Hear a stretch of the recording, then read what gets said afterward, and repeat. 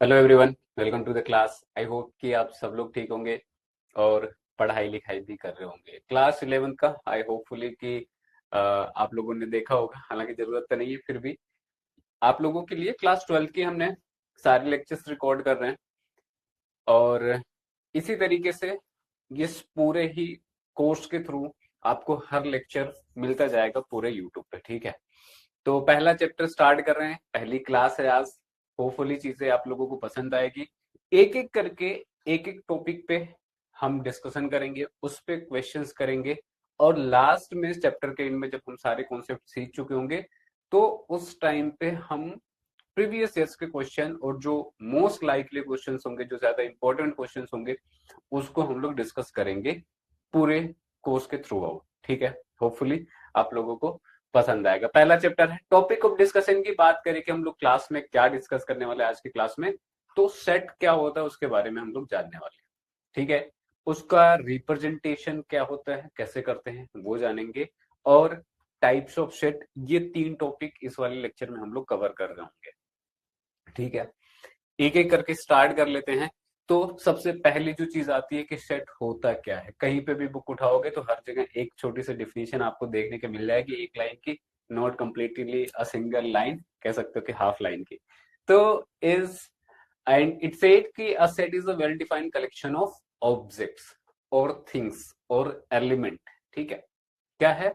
सुपरिभाषित संग्रह है, well defined collection है चीजों का, वस्तुओं का, ठीक है। अब ये इतना पढ़ के शायद बहुत अच्छे से समझ में ना आता हो। हमने कहा कि इसको दूसरे तरीके से, एक अपने अंडरस्टैंडिंग की तरफ से आप ऐसा डिफाइन कर सकते हो कि ये कलेक्शन है, ठीक है। किसका? किसी भी चीज का हो सकता है, या फिर कह लो ग्रुप को डिफाइंड करने का तरीका है। Group of what? वो ग्रुप पर्संस का हो सकता है, किसी, कह सकते हो कि किसी भी चीज का नाम लो। लेट्स से कि आपके फैमिली मेंबर्स की हम बात कर रहे हैं, लेट्स से कि हमारे इंडिया में जितने रिवर्स है उनके ग्रुप की मैं बात कर रहा हूँ, लेट्स से कि वर्ल्ड वाइड कितने आपके पास लिविंग बींग है उनके बारे में बात कर रहा हूँ। हो सकता है कि हम इंडियन क्रिकेटर्स के ग्रुप की बात कर रहा हूँ, लाइक, ठीक है। तो ऐसा कोई भी ग्रुप हो सकता है। वेल डिफाइंड कहने से मतलब यह है कि उसको एक बार आप स्टेटमेंट के तौर पे किसी तरीके से बोलते हो तो वो एक एग्जैक्ट मीनिंग रखता हो, ठीक है। जिसको पढ़ के आप बता पाओ कि हाँ, हम इन पर्टिकुलर चीजों की बात कर रहे हैं। अगर मैं आपके फैमिली मेंबर्स की बात करूंगा तो ऑब्वियसली आपके फैमिली मेंबर्स में कौन कौन आएंगे? तो जो सबसे एग्जैक्ट डिफिनेशन होगी कि आपके अगर फैमिली मेंबर्स की अभी मैं करंटली बात करूंगा तो शायद आपके लिए वो चीज क्या क्या हो सकती है कि आप खुद हो सकते हो उस फैमिली में, ऑब्वियसली, ठीक है। इस फैमिली के अंदर क्या क्या आ जाएगा? तो आप कहोगे कि आपकी मदर्स आएंगे, या पेरेंट्स कह लो, मदर, आपके फादर, ठीक है, आपके सिबलिंग्स, है ना, ठीक है, और आप खुद, इटसेल्फ, यू, ठीक है। और यहाँ पे आप कुछ हद तक आप क्या शामिल कर सकते हो? अपने ग्रैंड पेरेंट्स को, है ना, ग्रैंड पेरेंट्स। एक फैमिली का स्ट्रक्चर इस तरीके से होता है। तो जब मैं फैमिली आपकी बोलूंगा तो आपके दादा दादी, आपके मम्मी पापा, आपके भाई बहन और आप खुद उस फैमिली के पार्ट हो। और इससे आपको एग्जैक्टली आप पूरे के पूरे लोगों के बारे में बता सकते हो, ठीक है। इंडिविजुअली आप दादा का नाम बताओ, दादी का नाम बताओ, पापा का नाम बताओ, मम्मी का नाम बताओ, अपने भाई बहन का नाम बताओ, अपना बताओ।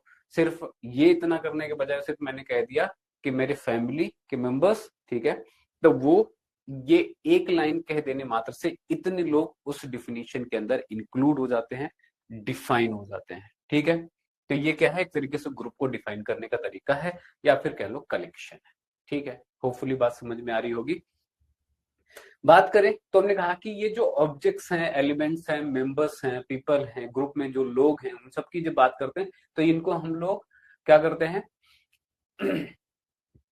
एक तरीके से इनको हम लोग सिनोनिमसली यूज करते हैं, है ना, एक दूसरे के सिनोनिम्स हैं ये, कि आप एलिमेंट्स बोल दो, ऑब्जेक्ट्स बोल दो, या मेंबर्स बोल दो, सारे के सारे मतलब सेम है। कोई भी सेट जो होता है उसको हम लोग कैपिटल लेटर से डिनोट करते हैं, इंग्लिश अल्फाबेट के, ठीक है। अगर मुझे आपके फैमिली मेंबर्स को दिखाना है, लेट्स से मैंने एफ से शो कर दिया, ए से शो कर दिया, और उसमें हमने सारे जो भी मेंबर्स आ रहे हैं उसके अंदर उनको इंक्लूड कर दिया। जो मेंबर्स आएंगे उनको हम लोग क्या करते हैं? स्मॉल लेटर से डिनोट करते हैं, इंग्लिश अल्फाबेट के।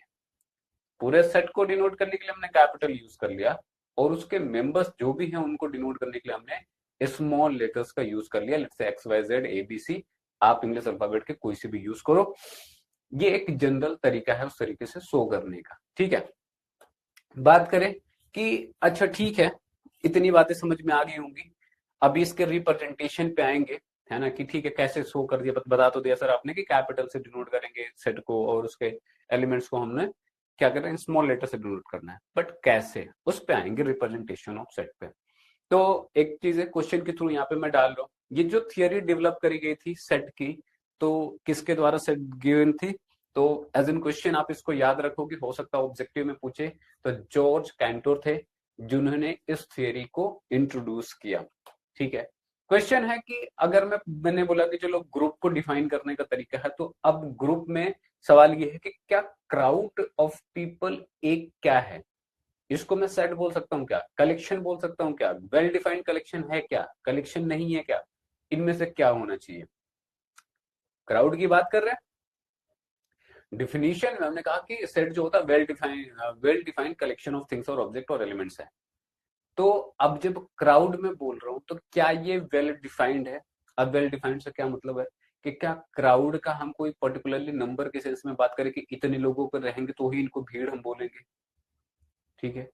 क्या क्राउड का कोई नाम है कि ये भाई ये बंदा है, ये पर्सन है उसके अंदर, नहीं, कितने भी लोग हो सकते हैं, ठीक है, कोई भी हो सकता है उसके अंदर, वो एक डिफाइंड नहीं होता, उसका कोई और सोर्स नहीं है, आपको एग्जैक्टली exactly नहीं पता उसके बारे में कौन लोग थे, कितने लोग थे, क्या, इसलिए उसको हम लोग क्राउड बोल रहे हैं। तो अगर मैं इसको बोलूं तो ये एक क्या कह सकते हो, सिर्फ कलेक्शन होगा लोगों का, लेकिन ये एक वेल डिफाइंड कलेक्शन नहीं है। कलेक्शन तो है, लोग तो हैं, ग्रुप में पीपल तो है वहां पे, लेकिन वो एक वेल डिफाइंड कलेक्शन नहीं है, ठीक है। तो ऑप्शन नंबर क्या हो जाएगा, एक सिर्फ कलेक्शन तो है बट वो वेल डिफाइंड नहीं है, तो वेल डिफाइंड कलेक्शन इस पे नहीं होगा। नेक्स्ट की बात करें, हम जो वेल डिफाइंड की बात कर रहे हैं, हमने कहा कि वेल डिफाइंड में अगर लेट्स से कि ये मैं 4 ऑप्शन दे रहा हूँ, इनमें से आपको बताने की चलो ठीक है, जो क्राउड था वो कलेक्शन नहीं था, वेल डिफाइंड कलेक्शन नहीं था बेसिकली, तो इनमें से इन चारों में से कौन सा वेल डिफाइंड कलेक्शन है, ठीक है। पहला ऑप्शन आता है आपके पास कि the vowel of in English alphabet, ठीक है। वेल डिफाइंड होने का मतलब, सुपरिभाषित होने का मतलब यह है कि एग्जैक्टली आप पर्टिकुलर्स को बता सकते हो कि ये है ना। तो अगर अब मैं इंग्लिश अल्फाबेट का कलेक्शन लिखूंगा तो मुझे पता है कि एग्जैक्टली 26 होंगे अल्फाबेट इसके अंदर, उनमें से कौन कौन होंगे, तो A B C D E F G H I J K, कहां तक, जेड तक, तो हमको एग्जैक्टली पता है। जब मैं इंग्लिश अल्फाबेट बोल देता हूं कि इनका कलेक्शन या इनका सेट, तो मुझे पता कि मैं पर्टिकुलरली किसके बारे में बोल रहा हूँ, इसके अंदर कोई भी चीज अलग से नहीं आ सकती। ऐसा नहीं है कि इसके अंदर चलो मैंने 5 लिख दिया, इसके अंदर मैंने लेमडा लिख दिया, ऐसा कर सकते हैं क्या इंग्लिश अल्फाबेट के अंदर, ऑब्वियसली नहीं, क्योंकि ये इसके अंदर नहीं है, ठीक है। तो हमको पता हो गया कि अगर मैं इंग्लिश अल्फाबेट बोल रहा हूँ तो वो एग्जैक्टली किसको रिप्रेजेंट कर रहा है, तो इसको मैं क्या बोलूंगा कि ये एक वेल डिफाइंड कलेक्शन है। कलेक्शन ऑफ बुक्स, अगर मेरे पास कलेक्शन ऑफ बुक्स है, अब कलेक्शन ऑफ बुक जब मैं बोल रहा हूँ, हो सकता है मैं अपने पर्टिकुलर घर पे मेरे पास जितनी बुक्स है मैं उसके कलेक्शन की बात कर रहा हूँ, हो सकता है मैं किसी लाइब्रेरी के बुक्स के कलेक्शन की बात कर रहा हूँ, ठीक है। हो सकता है मैं इंडिया में जितनी भी बुक्स है उसके कलेक्शन की बात कर रहा हूँ, हो सकता है वर्ल्ड वाइड जितनी बुक्स है उनके बारे में बात करो, कौन सी बुक्स का कलेक्शन नहीं पता हमको, ये डिफाइंड नहीं होगा, आपके हिसाब से आपका कलेक्शन अलग हो सकता है, मेरा कलेक्शन अलग हो सकता है, ठीक है। बट इसी में अगर मैं कहूं कि मुंशी प्रेमचंद द्वारा लिखी गई जितनी बुक्स हैं उनका कलेक्शन, अब आपको एग्जैक्टली पता कि हम किन बुक्स के बारे में बात कर रहे हैं, गूगल पे सर्च करो कि मुंशी प्रेमचंद के द्वारा कितनी बुक्स लिखी गई हैं, कौन कौन सी बुक्स लिखी गई हैं, आपको एग्जैक्टली वो सारी की सारी बुक्स मिल जाएंगी जितनी भी होंगी, राइट। तो यहाँ पे ये वेल डिफाइंड हो गया, बट जब मैंने बोला कि सिर्फ कलेक्शन ऑफ बुक्स, नहीं पता भाई कौन से कलेक्शन की बात कर रहा हूँ, मैं अपने घर पे रखा हूँ बुक्स उसकी बात है, वर्ल्ड वाइड बात कर रहा हूँ, इंडिया में जितनी बुक्स है, किसी पर्टिकुलर लाइब्रेरी में बुक्स है, किसी क्लास की पर्टिकुलर बुक्स है, राइट। तो अगर सिर्फ कलेक्शन ऑफ बुक्स कहना है हमें, तो ये आपका क्या वेल डिफाइंड नहीं होगा, तो इसको हम कट मार्क कर सकते हैं। रिवर्स ऑफ इंडिया, नेक्स्ट, क्या ये वेल डिफाइंड है क्या, तो इसके अगर वेल डिफाइंड होने की हम लोग बात कर रहे हैं, तो रिवर्स ऑफ इंडिया मतलब हमको एग्जैक्टली नंबर्स भी पता होने चाहिए, नाम भी पता होने चाहिए कि कौन है ना? तो ऑब्वियस सी बात है, देखो जितनी भी इंडिया में रिवर्स होंगी वो हमको नहीं पता क्या, गंगा जमुना सरस्वती गोदावरी, ठीक है, आपके पास जितनी भी जम्मू कश्मीर में रिवर्स हैं, अब सारी नाम तो मुझे भी याद नहीं होंगे, ठीक है, लेकिन हाँ हमको ये पर्टिकुलर पता है कि मैप उठाओगे, रिवर्स का मैप उठाओ इंडिया के, एग्जैक्टली आप नेम कर सकते हो कि इतनी रिवर्स हैं और ये पर्टिकुलर रिवर्स हैं। तो ये क्या होगा, ये एक वेल डिफाइंड होगा। हम ऐसा नहीं होगा कि नील नदी को इंडिया के रिवर्स के अंदर डाल देंगे, है ना, नहीं डालेंगे ना, ऑब्वियसली पता कि वो यहाँ पे नहीं है, वो मिडिल ईस्ट की कोई रिवर है, ठीक है, शायद आई थिंक पर्सिया की है, और इस टाइम पे उसका नाम क्या है, इजिप्ट, हाँ शायद, ठीक है, चलो। तो अब ये समझ में आ गया, the collection of most talented batsman of India. अगर मैं इसको बोलूं कि क्या ये वेल डिफाइंड है, तो मोस्ट टैलेंटेड से क्या मतलब है हमारा? क्या मैं विराट कोहली को बात कर रहा हूँ कि भाई टैलेंटेड तो वो भी है ना? मैं क्या धोनी के बारे में बात कर रहा हूँ, talent in the sense what? क्या मैं बैट्समैन की बात कर रहा हूँ? क्या मैं किसी बॉलर की बात कर रहा हूँ? क्या मैं किसी बेस्ट फील्डर की बात कर रहा हूँ? अच्छा सॉरी, बैट्समैन लिखा गया, मोस्ट टैलेंटेड बैट्समैन, ठीक है, तो बाकी को तो हटा देते हैं, है ना, अगर सिर्फ बैट्समैन है तो। अब मोस्ट टैलेंटेड आप किसको मान रहे हो? कितने लोग होंगे जो कहेंगे कि नहीं नहीं कोहली इज द बेस्ट, है ना? सबसे पहले नाम इंडिया के जो लोग होंगे तो होपफुली वो तो सिर्फ कोहली के ऊपर जाएंगे, नहीं नहीं ये पर्सन इज द बेस्ट। दूसरा, कुछ लोग एवी डिविलियर्स के फैन होंगे कि नहीं नहीं ये इससे अच्छा कोई नहीं, ये हर तरफ खेलता है, ठीक है। किसी को हो सकता है कि नए न्यूकमर्स बहुत ज्यादा पसंद हो कि नहीं इससे बेस्ट नहीं हो सकता, जैसा कि सूर्य कुमार है। किसी को शुभमन गिल पसंद आ सकता, किसी को सूर्यवंशी जो नया आईपीएल में प्लेयर है, वो आपको लग सकता है कि इससे बेस्ट कोई क्या ही होगा। आते ही पहले मैच में पहली गेंद पे छक्का मारता है ना, दूसरे मैच में वो शतक मार देता है, 14 ईयर्स का, तो वो बेस्ट है। तो अपने अपने बेस्ट के डिफिनीशन अलग हो सकती है, ये कोई वेल डिफाइंड थिंग्स नहीं है, ना वेल डिफाइंड नहीं है बेस्ट होना, आपका कोई पैरामीटर्स नहीं है। अगर कोई बोलता कि जो मोस्ट रन स्कोरर बैट्समैन है इंडिया के, तो उसमें आपको पता लग सकता है स्टैटिक्स के थ्रू कि विराट ने सबसे ज्यादा रन बनाए हैं। अब उसमें भी मोस्ट स्कोरर में भी आपको डिफाइन करना होता, टेस्ट की बात कर रहे हो, वनडे की बात कर रहे हो, आईपीएल की बात कर रहे हो, T20 की बात कर रहे हो, है ना? तो अगर मान लो आप ये कहते हैं कि वनडे में सबसे जो बेस्ट स्कोरर है बैट्समैन उसका, है ना, तो या फिर कह लो जो बेस्ट 5 हैं वनडे में मोस्ट रन स्कोरर वो बैट्समैन, तो वहां पे आपको पता लग जाता है कि अच्छा ठीक है, नंबर्स उठाया किन्होंने कितना बनाया, उनको उन पांचों को किस सेट के अंदर लिख दिया, वो एग्जैक्टली नंबर्स को डिनोट कर रहे होंगे। बट ऐसे सिर्फ सिर्फ मोस्ट टैलेंटेड का तुमने कहा कि इसका कोई पैरामीटर नहीं है, तो it is not well defined, ठीक है। Hopefully well defined collection, group, set समझ में आ गया होगा, है ना? और अगर समझ में आ गया है तो अब बात कर लेते कि इनको अगर मुझे लिखना हो, लिख के बताना हो, अभी तो आपने सब ऐसे से बता दिया ना, ठीक है, इसको सेट के टर्म में इसको रिप्रेजेंट कैसे करेंगे, सेट का रिप्रेजेंटेशन कैसे करते हो? तो हमारे पास दो मेथड होते हैं रिप्रेजेंटेशन के किसी भी सेट के। एक होता है रोस्टर या टैबुलर फॉर्म बोलते हैं इसको, दूसरा मेरे पास होता है set builder form. Roster method में क्या होता है, इसको सारणी विधि भी बोलते हैं हिंदी में।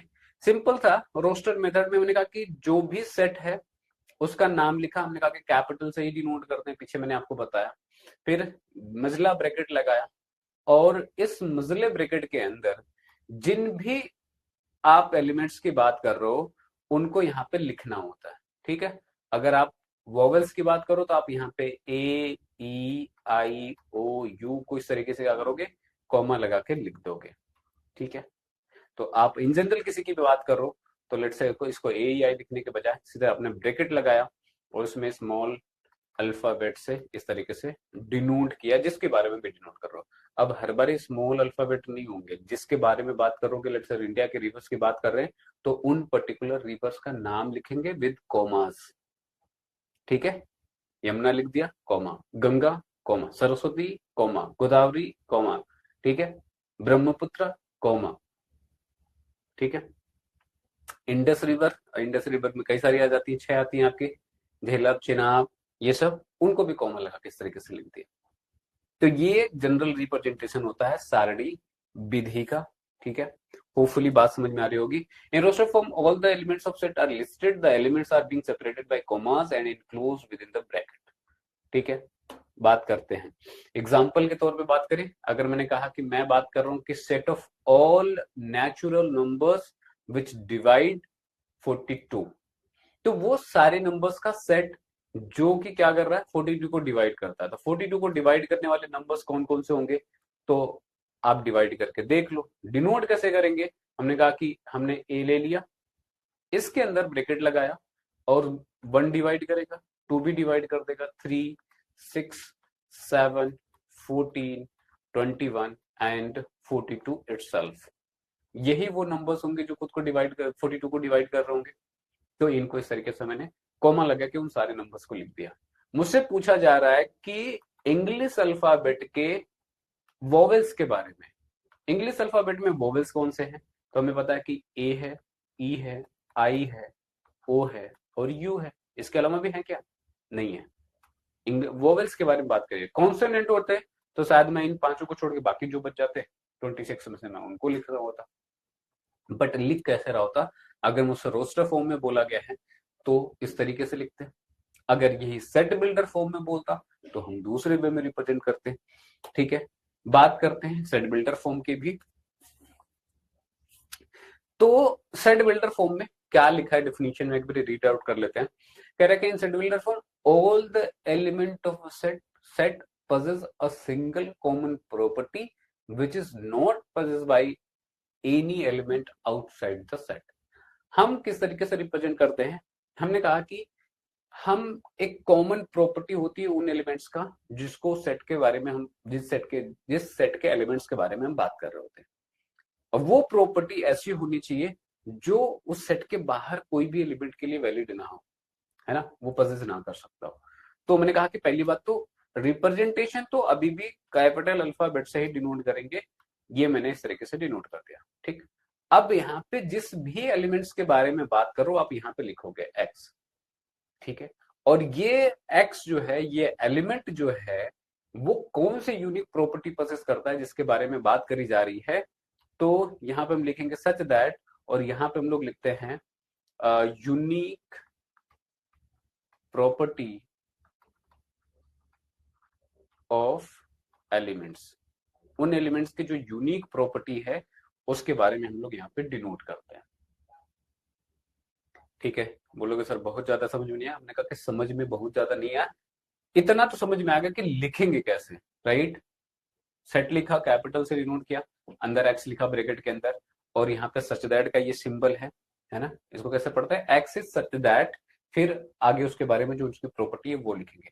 अब प्रॉपर्टी कैसी होगी, क्या होगी, हमने कहा कि एग्जाम्पल से देखेंगे ज्यादा बेटर समझ में आ जाएगा। ठीक है, जैसे यहाँ पे पहला एग्जाम्पल मैंने क्या लिया है कि एक सेट के बारे में बात कर रहे हैं, कह रहे हैं कि X is a natural number which divides 42। अभी जो मैंने एग्जाम्पल पीछे लिया था यही लिखा था कि set of all natural number which divides 42। ये मेरा अभी भी यही मान लो, यही मेरा सेट है, ये मेरे क्वेश्चन का पार्ट है कि ये set of numbers natural numbers which divides 42। अगर इसी चीज को मैं सेट बिल्डर फॉर्म में लिखूंगा तो कैसे लिखूंगा, हमने कहा कि ए से डिनोट किया, एक्स लिखा ब्रैकेट के अंदर और सच दैट का सिंबल लगाया, और एक्स क्या है, किन एक्स के बारे में बात कर रहे हैं, एक्स तो कोई वेरिएबल है ना, जिससे हम लोग एलिमेंट को डिनोट कर रहे हैं। मैंने कहा कि एक्स क्या है, तो एक्स वो नंबर होगा जो नेचुरल नंबर है पहली बात तो, और दूसरा जो 42 को डिवाइड कर रहा हो एग्जैक्टली। ठीक है, तो 42 को एग्जैक्टली डिवाइड करने वाले नंबर्स कौन होंगे, तो आप खुद दिमाग से सोचोगे तो 1 होगा, 2 होगा, 3 होगा, 7 होगा, 6 होगा, ठीक है, 14 होगा, 21 होगा, 42, जो भी मैंने यहाँ पे एलिमेंट्स लिखे थे पिछले वाले में, यहाँ पे 1, 3, 6, 7, 14, 21 और 42, आप एग्जैक्टली उन्हीं के बारे में बात कर रहे हो। ये कुछ ऐसा नहीं हो गया कि जैसे मैं किसी के फैमिली मेंबर्स के बारे में बताऊं और बोलूं कि पर्टिकुलर सबका नाम बोले कि बोलूं कि ये है, ये है, ये बंदा, ये लोग इनके घर के आदमी है, ऐसे बोल दूं मैं, या सिंपली मैं ये बोल दूं कि अच्छा मान लो आपके दादाजी का नाम लेके बोल दिया कि इनके परिवार के लोग। तो ऐसा सिर्फ एक लाइन बोल देने से दादाजी के परिवार में जितने लोग आते हैं आपने उनका संबोधन एक साथ कर दिया, और यही आपका सेट बिल्डर मेथड है। ठीक है, और अगर आपने उन सभी पर्टिकुलर्स का एक एक नाम लेके अगर आप बुलाना स्टार्ट कर दोगे, बताना शुरू कर दोगे, बता तो तब भी उतने ही लोगों को रहे हो, है ना, लेकिन वो रोस्टर मेथड में हो जाएगा। तो सिंपली रोस्टर मेथड में हम एक एक इंडिविजुअल्स के बताते हैं कि अच्छा ये। और समुच्चय निर्माण विधि में हम एक ऐसे यूनिक स्टेटमेंट का यूज कर लेते हैं जो कि उन्हीं सारे एलिमेंट्स के बारे में क्या कर देता है, रिप्रेजेंटेशन दे देता है, एग्जैक्टली उसी इंफॉर्मेशन को कन्वे कर देता है। ठीक है, अब इंग्लिश वॉवेल्स के बारे में हम बात कर रहे थे। रोस्टर में लिखता तो मैं ब्रैकेट के अंदर सभी को कॉमा लगा के एक एक करके ए ई आई ओ सबको लिख दिया। हमने कहा कि इसी के बारे में अगर मुझे सेट बिल्डर में लिखना होता तो पहली बात तो सेट का नाम दिया, अब जो भी ए बी सी यूज करना है जो भी यूज कर लो आप। हमने कहा कि हम एलिमेंट्स के बारे में बात कर रहे हैं, किसी वाई की बात कर रहे हैं, और y इज सच दैट कि y is a vowel of English alphabet. अब जब y is a vowel of English alphabet मैं बोलता हूं तो एग्जैक्टली आपके दिमाग में क्या आएगा, यही तो आएगा कि ए ई आई ओ यू। इसके अलावा कुछ और दिमाग में आएगा? इसके अलावा किसी के दिमाग में लिम्डा और फाई तो नहीं आया होगा होपफुली, अगर आपने वोवेल्स को समझा है तो। ठीक है, नेक्स्ट की बात करें तो नेक्स्ट इज सी। और सी मान लेते हैं सेट के बारे में बात कर रहे हैं हम, ऑड नेचुरल नंबर्स के बारे में। ठीक है, अब जैसे मैं ऑड नेचुरल नंबर बोल रहा हूं तो आप एक तो ऐसे लिख सकते थे कि अच्छा ऑड भी होना चाहिए, नेचुरल नंबर भी होना चाहिए, तो 1 हो गया, 3 हो गया, 5 हो गया, 7 हो गया, राइट, ऐसे लिख देते, है ना। या फिर उन्हीं सारे का, क्योंकि आप अच्छा ऐसे लिखते भी चले जाएंगे लेट से, मैंने कहा कि कितने लिख सकते हैं, ये तो बहुत इनफाइनाइट होंगे ना ऑड नेचुरल नंबर्स भी। तो इसके बारे में चलो अभी और भी डिस्कशन करते हैं। मैंने कहा कि पहली बात तो कैसे लिखेंगे, जेड लिखा, जेड, अब A B C D Z जो भी यूज कर रहे हैं इंग्लिश अल्फाबेट के स्मॉल लेटर्स को यूज कर रहे हैं, और कह रहे हो कि जेड इज सच दैट कि ये क्या है, ऑड नेचुरल नंबर्स है। ठीक है, ऑड नेचुरल नंबर है। सवाल ये है कि दो अलग अलग मेथड में दोनों अलग तरीके से मैंने लिखा, क्या फायदे हैं इस बात के, क्यों दो अलग अलग मेथड मेथड की हमें जरूरत है। तो देखो जरूरत इसलिए है कि कभी कभी हमारे पास जिस सेट के बारे में हम लोग बात कर रहे हैं उसमें बहुत ही लिमिटेड एलिमेंट्स होते हैं, है ना, 2 4 10 हैं, तो मेरे लिए इजी है कि मैंने उनको क्या करा, एक एक करके लिख के बता दिया, मेरे लिए इजी चीज है। बट अगर मेरे पास वही एलिमेंट बहुत ज्यादा नंबर्स में हो, ठीक है, तो उनको अगर मुझे रिप्रेजेंट करना हो अगर एक एक करके लिख के, तो मेरे लिए मुश्किल काम है, टफ काम है। तो मैंने दूसरा मेरे पास तरीका ये है कि मैंने इस तरीके से बोल दिया। अब जैसे ऑड नेचुरल नंबर्स की मैं बात करूंगा तो आप काउंट करते चले जाओगे, ऑड नेचुरल नंबर्स आपको मिलते चले जाएंगे इन्फानाइट इस तरीके से। तो रैदर कि मैं इन्फानाइट्स को लिखूं, पूरी जिंदगी पर इन्फानाइट्स खत्म नहीं होंगे, वो लिखते रह जाओगे, मैं सिर्फ इतना बोल देता हूँ तब भी मेरा वो इन्फॉर्मेशन कन्वे हो गया जिन ऑड नेचुरल नंबर्स के बारे में मैं बात कर रहा हूँ। तो बेहतर तरीका है मेरे पास। ठीक है, चलो, तो कहीं पे मुझे रोस्टर में लिखना मेरे लिए इजी होगा, कहीं पे मुझे सेट बिल्डर फॉर्म में लिखना इजी होगा। होपफुली बात समझ में आ रही है। कुछ क्वेश्चंस की बात कर लेते हैं। और पहला क्वेश्चन है आपके पास, पहला नहीं है वैसे, ये 3 हमने ऑलरेडी करवा दिया, फोर्थ क्वेश्चन है। कह रहे कि द सेट सी है और सेट सी इस प्रकार है, एक्स है, एक्स इज सच दैट कि X is a 2 digit natural number such that sum of the digit is 8। वो उन 2 डिजिट नेचुरल नंबर्स के बारे में बात करा जा रहा है जिनका सम 8 हो। कोई भी 2 डिजिट का नेचुरल नंबर सोचो तो मैंने कहा कि 1 1 हो सकता है, 1 2 हो सकता है, कोई भी 0 1, 0 1 तो नहीं, 1 0 हो सकता है, 0 1 को हम एक ही कंसीडर करते हैं। ठीक है, इस तरीके से बेसिकली 10 से 99 तक के जितने भी नंबर हैं उनके बारे में, पहली बात तो 2 डिजिट बोलूंगा तो इतना समझ में आता है, 2 डिजिट कोई भी नंबर, तो 10 से स्टार्ट करके 99 तक। बट हमको उसमें से भी वो चाहिए जिनका सम जो हो, जैसे 1 + 1 किया यहाँ पे तो वो 8 आना चाहिए, यहाँ पे 2 आएगा, बट इन दोनों का सम जो करूं तो 8 आया, वैसे वाले मुझे नंबर चाहिए। और यहाँ पे ऑप्शन दिए कि ऐसे वाले कौन से सेट हैं वो, है ना। तो अब आपको एक एक करके चेक करना पड़ेगा। अगर मैं पहले में चेक करूं तो 1 7 ऐड करेंगे तो 8 आ जाएगा, 2 6 आपके पास कितने आएगा, 8 आएगा, 3 5 ये भी 8 आएगा, 4 4 8 आएगा, 5 3 8 आएगा, 6 2 8 आएगा, 7 1 8 आएगा, 8 0 ये आपके पास 8 आ रहा है। दूसरे सेट के बारे में बात कर लो कि 1 7, ये सारे ऐसे हो रहे हैं क्या, 2 6 8 आएगा, 3 5 8 आएगा, 4 4 8 आएगा, 5 3 8 आएगा, 6 2 8 आएगा, 8 0 अगेन 8 आएगा, 0 7, अच्छा ये नहीं होगा इसमें, 0 7 कभी भी 8 नहीं हो पाएगा, और बाकी इसमें तो हो ही रहा है। और यहाँ पे अगर बोलूँ 17 26 35, 53, 62 और 80। ठीक है, तो अब इसमें से मुझे बात करनी है कि इनमें से कौन सा होगा जो कि सही ऑप्शन है। एक तो चलो कट गया, बाकी तीन में तो मैं देख रहा हूँ किसी का भी सम कर लो 8 ही आ रहा है। मेरे लिए मुद्दे की बात होगी, तो सारे सही है क्या? हमने कहा कि जब मैं ऐसा बोलता हूँ कि 2 डिजिट का नंबर होना चाहिए और उनका सम क्या आना चाहिए, 8 आना ही आना चाहिए। मतलब ऐसे जितने भी पॉसिबल नंबर्स हैं उन सब के बारे में मैं बात कर रहा हूँ। भले ही तीन जो ए बी और डी ऑप्शन है उन सबका 8 सम तो 8 आ रहा है, लेकिन अब देखोगे हम, जब मैं कह रहा हूँ कि वो सारे नंबर चाहिए जिनका सम 8 आना चाहिए, अगर मैं फोर्थ वाले डी ऑप्शन में जाऊंगा तो यहाँ पे 4 4 तो नहीं है, जबकि ये 2 डिजिट नंबर है और इसके अंदर नहीं है। राइट, तो ये कंप्लीट इंफॉर्मेशन नहीं दे रहा, वो कंप्लीट नंबर के बारे में नहीं बता रहा जिनका 8 सम 8 है, तो ये कैंसिल आउट हो गया। सिमिलर वे में यहाँ पे 7 1 ऐसा एलिमेंट है जिनका एडिशन करने पे 8 आता है, लेकिन यहाँ पे ये भी मिसिंग है। राइट, तो जब आप सेट लिखो तो जो इंफॉर्मेशन यहाँ पे गिवन है, जो ये यूनिक इंफॉर्मेशन है, इस इंफॉर्मेशन के अंदर जितने भी एलिमेंट आते हैं उनको आपको मस्ट है कि वो पूरे के पूरे लिखे जाने चाहिए, है ना। अगर ऐसे मिस आउट करोगे तो वो कंप्लीट नहीं माना जाएगा, वो कंप्लीट सेट नहीं माना जाएगा। ठीक है, तो वैसे सही है सारे, है ना, लेकिन इनमें से दूसरा जो है वो भी मिस आउट कर रहा है 71 को। तीसरा, ये तो वैसे ही गलत हो गया क्योंकि 0 और 7 का सम 8 नहीं होगा। और लास्ट वन डी की बात करेंगे तो ये 44 मिस कर रहा, 71 मिस कर रहा। ठीक है, तो ये भी नहीं होगा, तो option wise A option correct करेंगे कि उस इंफॉर्मेशन के अंदर what ever the number is following, that all should be included in that set. ठीक है, if we are missing even a single number, then it will not represent that particular set we are talking about, we are given the unique information about। ठीक है, hopefully आप सबको बात समझ में आ रही होगी। नेक्स्ट की बात कर लें, तो कह रहा है कि एक सेट है, the set 2 4 6 8 in set builder form में आपको रिप्रेजेंट करना है। हम एक ऐसे सेट के बारे में बात करें, अब एक तरीके से देखा जाए तो जब सेट को हम इस तरीके से रिप्रेजेंट करते हैं तो क्या बोलते हैं इसको, रोस्टर मेथड कहते हैं, कि ब्रैकेट लगाया उसके अंदर कॉमा लगा के जिन भी एलिमेंट्स के बारे में बात कर रहे हो तो उनको लिख दिया। हमको कह रहा है कि इसको सेट बिल्डर फॉर्म में हमको अगर लिखना हुआ तो कैसा करेंगे, रोस्टर को सेट बिल्डर को रोस्टर में हम कन्वर्ट कर सकते हैं किसी में। जैसे अब ये रोस्टर है, हमको कन्वर्ट करना है तो हमको इनकी प्रॉपर्टी को आइडेंटिफाई करना पड़ेगा कि 2 है, 4 है, 6 है, सॉरी 6 नहीं है, 2 4 8 16 एंड 32।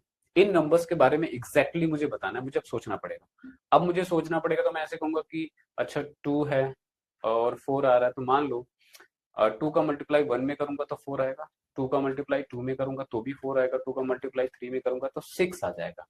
तो यार ऐसे 4 में मल्टीप्लाई करता तो ये आ जाता 8, लेकिन यहाँ पे ये नहीं आएगा, तो ये 2 से मल्टीप्लाई करके तो नहीं मिल रहा होगा।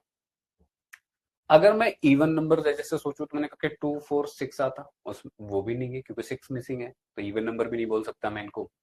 फिर हमने कहा कि अगर 2 के पावर n बोल दो और n को बोल दो कि ये एक नेचुरल नंबर है, तो 2 के पावर 1 करोगे तो 2 आएगा, 2 के पावर 2 करोगे तो 4 आएगा, 2 के पावर 3 करोगे तो 8 आएगा। राइट, 2 के पावर 4 कर दिया तो 16 हो गया, 2 के पावर 5 कर दिया तो 32 हो गया, और 2 के पावर 6 कर दिया तो ये 64 हो गया। जैसे जैसे n नेचुरल नंबर पुट करते चले जाओगे वैसे वैसे वैल्यूज मिलती चली जाएंगी। लेकिन आप देखोगे कि यहाँ पे मुझे 64 तो चाहिए नहीं, मुझे 32 तक ही नंबर गिवन है, तो आपको बताना इस हिसाब से है कि सिर्फ और सिर्फ यही नंबर रिप्रेजेंट होने चाहिए सेट के अंदर। ठीक है, कैसे करोगे, हमने कहा कि ये वाली बात कम से कम वैलिड तो हो रही है नेचुरल नंबर रखने पर, लेकिन अब यही है कि नेचुरल नंबर में जैसे मैं 6 पे गया एक एक्स्ट्रा नंबर आ गया विच इज 64, जो कि सेट के अंदर तो नहीं है, तो हम वैसे नंबर्स लेंगे नहीं जो कि इनके अलावा कोई भी वैल्यू दे रहा हूं। तो मुझे ये समझ में आ गया कि मैं एक्स के बारे में बात कर रहा हूँ, एक्स क्या हो सकता है, 2 के पावर n हो सकता है, जहां पे n नेचुरल नंबर होगा, और नेचुरल नंबर होने के साथ साथ जो n होना चाहिए 1 to 5 के बीच में ही होना चाहिए, क्योंकि जैसे ही 6 करा मैंने वो 64 हो गया और इसके अंदर है नहीं, तो ये इसके बीच में आना थी। इतनी चीजें मैंने इस वाली बात से इंटरप्रेट करी, और इसी को मुझे सेट बिल्डर फॉर्म में लिखना, तो मैं कैसे लिखूंगा कि मैं x के बारे में बात कर रहा हूँ और x क्या है, सच दैट 2 के power n where n is a natural number, and जो n है उसकी वैल्यू क्या हो सकती है, तो 1 से 5 के बीच में हो सकती है। ठीक है, तो सी ऑप्शन क्या होगा, is the best answer, correct answer for this question. तो होपफुली मैं आपको जो सिखाने की कोशिश कर रहा हूँ कि लिखना कैसे है, इंटरप्रेट कैसे करना है उस इन्फॉर्मेशन को। हो सकता है इसके पास कोई और भी तरीका आपके पास लिखने को, लिख के बता देना, अगर ऐसा हो तो मुझे पता लग जाएगा। ठीक है, होपफुली बात समझ में आ रही है। चलो, हो सकता है ऐसा नहीं है कि मैंने यही लिखा तो यही सिर्फ एक पॉसिबल वे है, आप ऐसे और भी इंफॉर्मेशन हो सकते हैं जो एग्जैक्टली सेम नंबर्स को कन्वे कर सकते हैं, वो भी सही होगा और ये भी सही होगा। नेक्स्ट की बात करते हैं, कह रहा है कि write the solution set of the equation X square plus X minus two in roster and set builder form. हमको दोनों फॉर्म में लिखना है, रोस्टर फॉर्म में भी और सेट बिल्डर फॉर्म में भी लिखना है। क्या होगा, हमने कहा कि पहली बात तो इसका सोल्यूशन सेट चाहिए, इनके सॉल्यूशंस का सेट चाहिए। क्वाड्रेटिक इक्वेशन है, इसके दो सोल्यूशन आएंगे, है ना। ऑब्वियस बात है, ये सबको पता कि अगर मेरे पास quadratic equation X square plus X minus two बराबर 0 है तो जो इसका सोल्यूशन होगा वो दो होंगे। कैसे आएगा, मैंने कहा एक्स बराबर minus B plus minus B square minus 4ac, ये हम सब लोगों ने पढ़ रखा है, ठीक है, अपॉन 2a, सीधी तरह 4 है।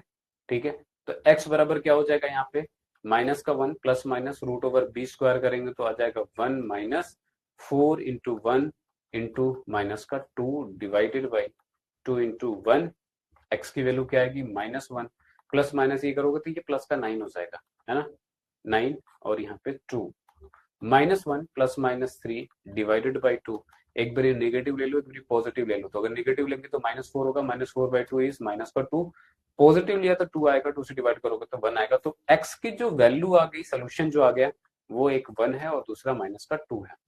हमको इसको रोस्टर और सेट बिल्डर फॉर्म में दोनों में लिखना है। हमने कहा कि रोस्टर फॉर्म में अगर मुझे लिखना है तो मैं सिंपली ए डिनोट किया, जो भी इसके सोल्यूशन सेट हैं 1 है -2 है, इस तरीके से ब्रैकेट लगाया, काम खत्म। ये हो गया मेरे पास set builder method, sorry roster method. ठीक है, ये क्या हुआ मेरा, तो ये हो गया रोस्टर मेथड।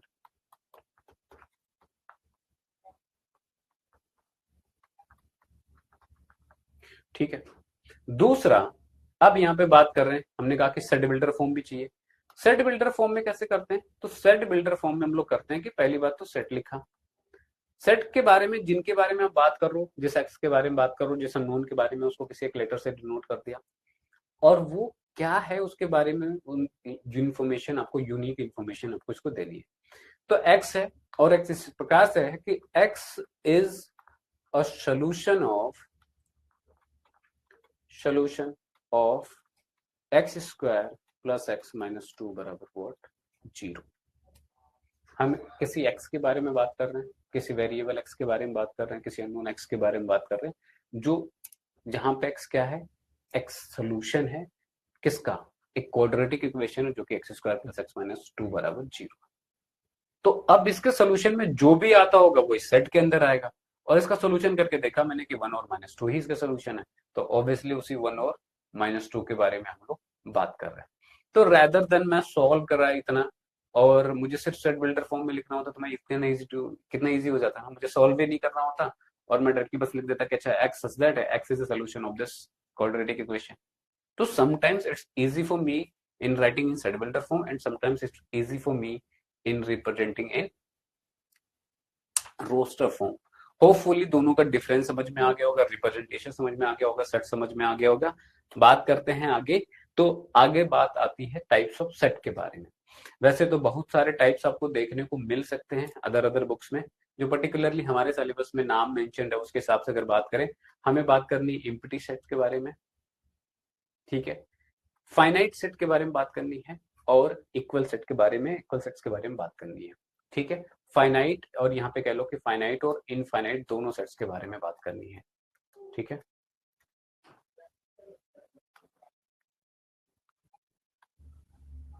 ठीक है, फाइनाइट और इनफाइनाइट सेट्स दोनों के बारे में बात करनी है।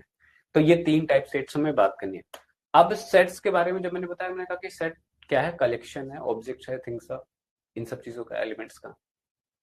ठीक है, तो कोई एक सेट ऐसा हो जिसके अंदर कोई भी एलिमेंट ना हो, ठीक है, तो हम क्या कहते हैं कि ये फाई सेट है या फिर नल सेट है।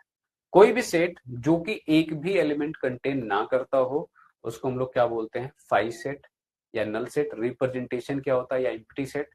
इस तरीके से ब्रैकेट लगाया क्योंकि एलिमेंट इसके अंदर है ही नहीं, ये खाली है, तो इसको इस तरीके से लिख दिया, या फिर ए लिखा, इसी को हम लोग इस तरीके से सिर्फ और सिर्फ 5 बना के छोड़ दिया, तब भी ये दोनों एक ही बात को रिप्रेजेंट करते हैं।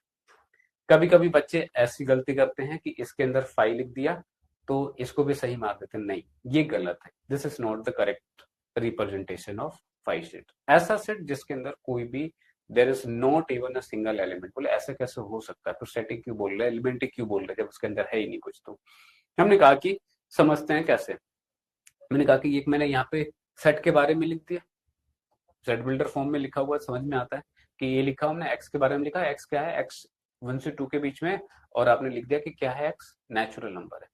अब आप माथा पीटते फिरोगे अपना कि कैसे, हम एक्स के बारे में बात कर रहे हैं और एक्स जो हो सकता है कोई भी नंबर वो 1 से 2 के बीच में ही हो सकता है।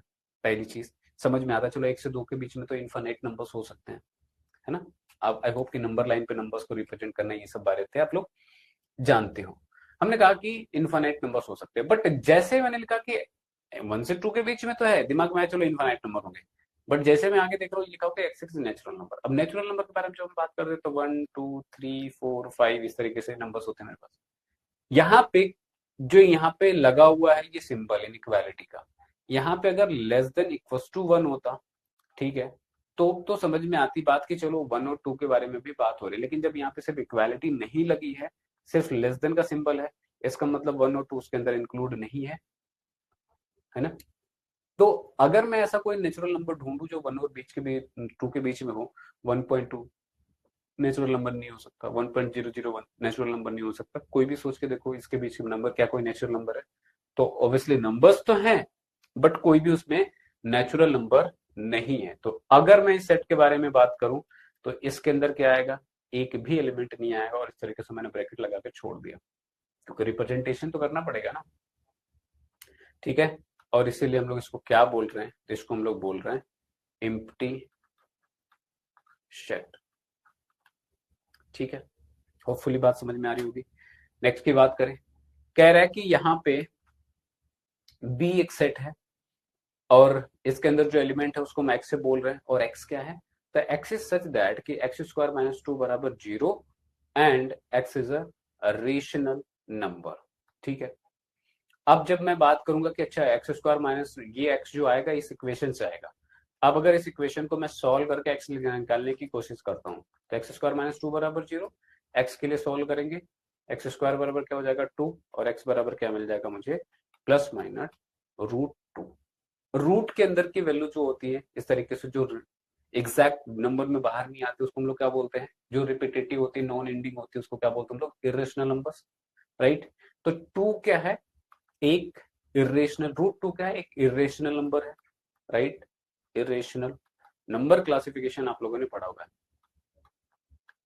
ठीक है। ये क्या है, एक इरेशनल नंबर है, और चाहे आप +2 लो चाहे -2 लो दोनों इरेशनल है। मैंने कहा कि इस इक्वेशन को सेटिस्फाई करने वाला जो x हो सकते हैं वो पहली बात तो दो ही है, एक तो क्या है आपका -√2 है और दूसरा +√2 है। अब आपको चाहिए तो पहली बात तो इसको सेटिस्फाई करने वाला x, और साथ में ये रेशनल भी हो जाए, ये तो नहीं हुआ, ये है सिर्फ इरेशनल, और ऐसे सिर्फ दो ही नंबर है, कोई और पॉसिबिलिटी भी नहीं है। तो यहां से जिस जो इस सेट के अंदर एलिमेंट आएगा इसमें फिर से कोई एलिमेंट नहीं आएगा। अगर इरेशनल बोलता तब तो यहाँ पे मेरे पास दो एलिमेंट आ जाते हैं, -2 √2 और प्लस का √2, ठीक है। बट रेशनल बोल दिया तो इनमें से कोई नहीं आएगा, और कोई नहीं आएगा तो सेट के अंदर कोई भी एलिमेंट नहीं होगा। होपफुली 5 सेट समझ में आ गया होगा। बात करते हैं नेक्स्ट की। नेक्स्ट जो टाइप ऑफ आपके पास सेट है, जैसा नाम है वैसा ही सेट है, फाइनाइट सेट और इनफाइनाइट सेट। ऐसे सेट जिसके अंदर मेरे पास डिफिनिट नंबर ऑफ एलिमेंट्स हो, हमको एग्जैक्टली पता है कि एक नंबर में देख पा रहा हूँ, एक वैल्यू कोट कर पा रहा हूँ कि इतने नंबर ऑफ एलिमेंट्स हैं, तो उसको मैं बोलता हूँ क्या, फाइनाइट सेट। बट अगर मेरे पास ऐसे सेट्स है जिसके अंदर एलिमेंट जो के जितने हैं उनको मैं एग्जैक्टली कोई नंबर नहीं दे पा रहा हूँ, कोई वैल्यू नहीं दे पा रहा हूँ कि इतने एलिमेंट्स उसके अंदर, तो उसको मैं क्या बोलता हूँ, इनफाइनाइट सेट। जैसा नाम है वैसा डिफिनीशन है, और उसमें कुछ अलग वैसी बात नहीं है। एक्सप्लेन करने के लिए एग्जांपल ले ले, जैसे तो मैंने कहा कि अगर मैं पहला एग्जांपल लूं, मैं कह रहा हूं कि let W be the set of the days of week. किसी भी सप्ताह के दिनों के नाम को अगर मैं एक सेट ले रहा हूँ डब्ल्यू, इसमें कह रहा हूँ कि क्या होने चाहिए, डेज ऑफ वीक होने चाहिए, किसी भी सप्ताह के दिन होने चाहिए। सप्ताह के दिन की बोलो तो Sunday, Monday, Tuesday, Wednesday, Thursday, Friday, Saturday, that's all, 7 days. तो आपको एग्जैक्टली पता कि अच्छा इसमें 7 डेज आते हैं, कौन कौन से आते हैं, तो starting from Sunday, Monday, Tuesday, Wednesday, Thursday, Friday, Saturday, फिर ठीक है 7। अब इसमें एग्जैक्टली आपको पता कितने 7, कौन कौन से हैं एग्जैक्टली वो भी है। तो जब ऐसा मुझे क्लियर हो तो इसको मैं बोलता हूँ फाइनाइट, और जब नहीं पता हो कि कितने हैं तो उसको हम बोलते हैं इनफाइनाइट। जैसे कि हमने कहा कि let G be the set of points on a line, किसी भी एक लाइन के ऊपर जितने पॉइंट्स होते हैं इसका सेट। पहली बात तो लाइन ही दोनों तरफ इंफिनिटी तक एक्सटेंड करती है, ठीक है। कितने पॉइंट्स होंगे इसके ऊपर, आप पॉइंट्स कभी काउंट कर सकते हो लाइन के ऊपर? लाइन पॉइंट से बना हुआ है ये हमको पता है ना, लेकिन कितने पॉइंट से बना हुआ हम कभी नहीं बता सकते किसी चीज के बारे में। तो इसके ऊपर जो पॉइंट्स होंगे वो कितने पॉइंट्स होंगे, इनफाइनाइट होंगे, ठीक है। तो इसको हम लोग क्या बोलते हैं, इनफाइनाइट सेट बोलते हैं। एक और एग्जांपल ले ले, कहते कि let S be the set of solution of the equation X square minus 16 बराबर 0। अब अगर इसके बारे में बोलना हो कि मुझे ये फाइनाइट सेट है कि इनफाइनाइट सेट है, तो यार आपको पता है कि एक्स स्क्वायर माइनस 16 बराबर व्हाट 0 है। तो x की जो पॉसिबल वैल्यू, पहली बात तो ये क्वाड्रेटिक इक्वेशन है, तो जो x की वैल्यू हो सकती है, जो इस इक्वेशन का सोल्यूशन हो सकता है, वो दो ही होंगे, दो से ज्यादा नहीं होंगे। और वो एग्जैक्टली क्या होंगे तो वो भी आप इंटरप्रेट कर सकते हो, कैलकुलेट कर सकते हो। तो x बराबर प्लस माइनस 4 है ना, यही दो वैल्यूज होंगी। तो आपको इसमें पता कि दो एलिमेंट है और वो क्या है, तो +4 है -4 है। तो ये क्या हुआ, आपका फाइनाइट हो गया। तो इसमें से होपफुली बात समझ में आ गई कि ये मेरे पास फाइनाइट को शो कर रहा है, ठीक है। ये भी फाइनाइट है मेरे पास, ये मेरे पास क्या है, इनफाइनाइट सेट हो गया, ठीक है। नेक्स्ट की बात करें, अगली जो बात आती है वो इक्वालिटी ऑफ सेट्स पे बात आती है। इक्वालिटी ऑफ सेट्स क्या कहता है, अभी तक जिस भी सेट के बारे में मैंने बताया उसमें कहीं ना कहीं मैंने दो बातें बहुत ही ज्यादा इम्फेसिस करके बताई। एक तो ये कि नंबर ऑफ एलिमेंट्स उस सेट के अंदर, है ना, और वो जो एलिमेंट है उनके बारे में पर्टिकुलरली, ठीक है। अगर आपके परिवार के सदस्यों के बारे में बात करें तो कितने लोग हैं, 10 लोग हैं, और वो 10 लोग कौन है, यही दो चीजें हमने डिस्कस करी उसके अंदर, ठीक है। अब अगर दो डिफरेंट सेट हैं और उनमें भी मैं कह रहा हूं कि ये दोनों बराबर सेट हैं, तो क्या कंडीशन होगी, कभी भी दो सेट को बराबर कहने के पीछे मेरे पास यही दो इंफॉर्मेशन बराबर होनी चाहिए कि if two sets A and B are equal sets, if two sets A and B are equal, if मतलब आई डबल एफ, मतलब if and only if, when the number of element in set A is equals to number of element in set B, पहली condition. दूसरा, the elements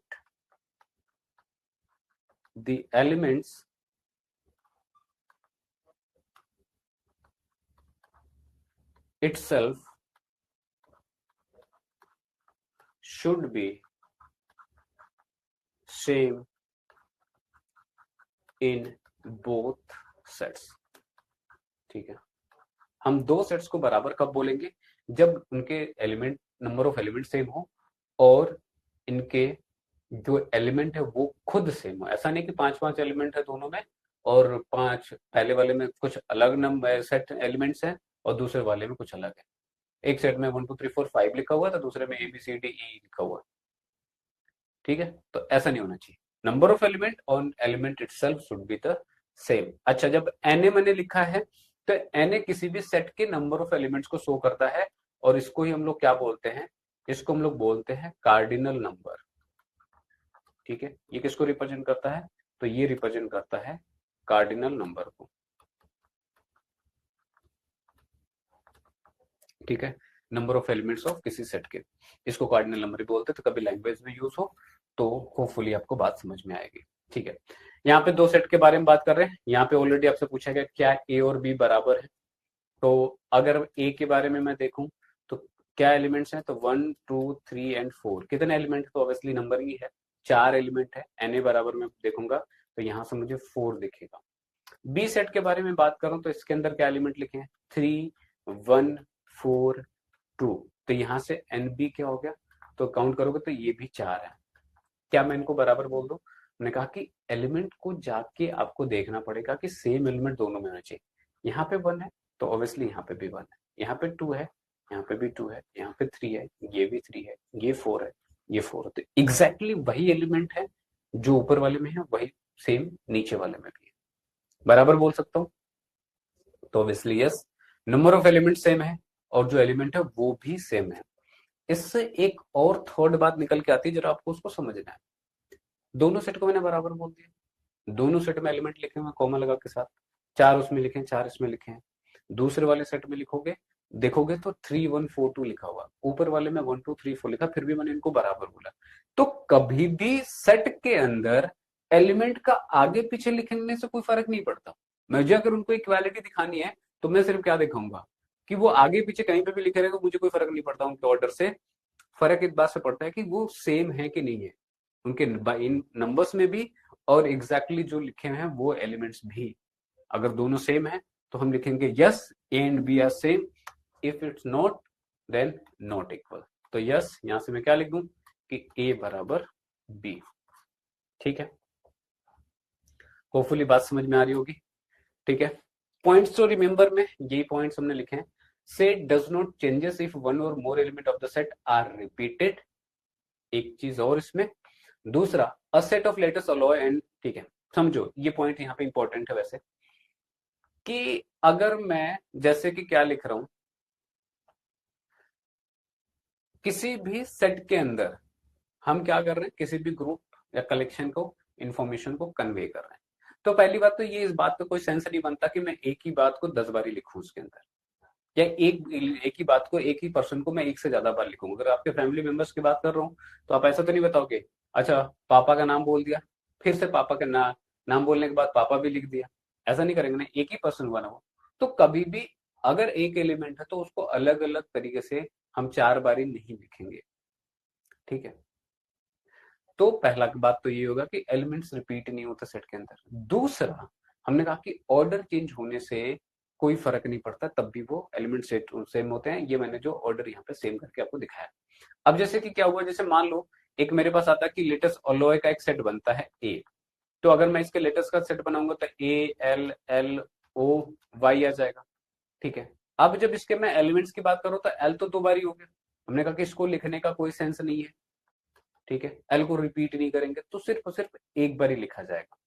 तो यहाँ पे मैं क्या लिखूंगा, ए एल ओ और वाई। ठीक है, दूसरा मैंने कहा कि ऑर्डरिंग से कोई फर्क नहीं पड़ता, अगर मैं लोयल वर्ड को भी लिखूंगा तो लोयल वर्ड के जो सेट के एलिमेंट होंगे उनको मैं कैसे लिखूंगा, तो एल लिखा, ओ लिखा, वाई लिखा, ए लिखा, एल लिखा, फिर ऐसा किया। तो मैंने कहा कि फिर से एल एक बार जब लिख दिया तो दोबारा इसको नहीं लिखना है।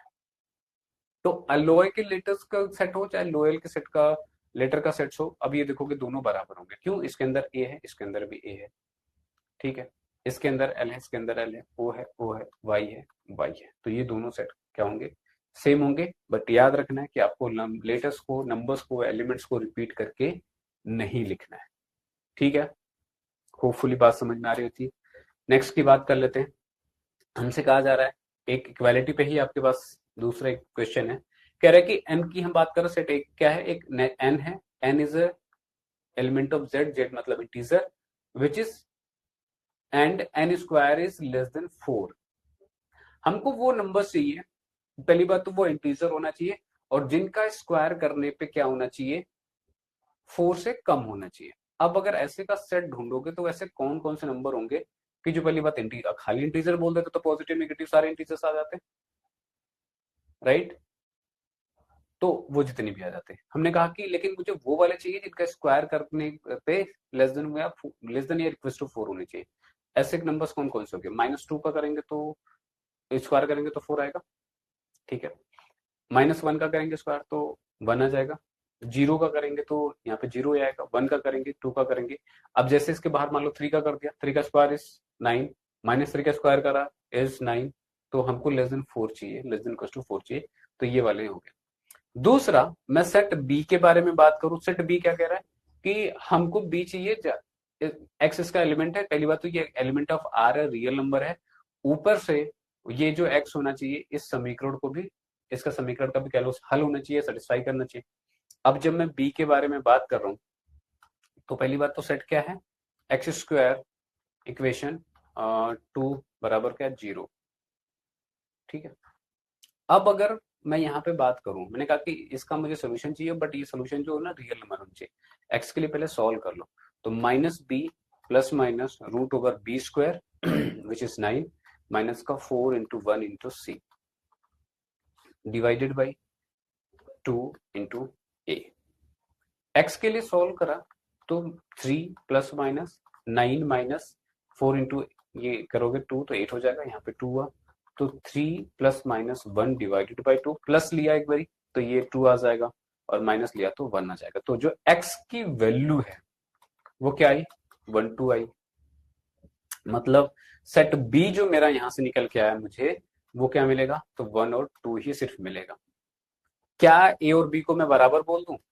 ए मुझे दिख रहा है कि इसके अंदर बात, पहली बात तो एलिमेंट जो है वो ज्यादा है, ठीक है, और इसमें 5 एलिमेंट आ रहे हैं, इसमें 2 एलिमेंट पहले ही कैंसिल आउट हो गया कि नहीं ये बराबर ही नहीं है,